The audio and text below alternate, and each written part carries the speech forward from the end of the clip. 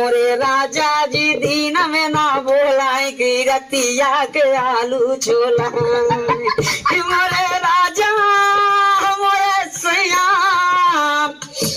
कि मोरा दुल्हा मोरे राजा जी। क्या दर्द है तेरी आवाज में छोरे।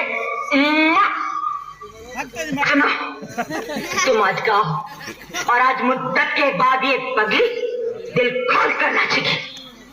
थोड़ा इंतजार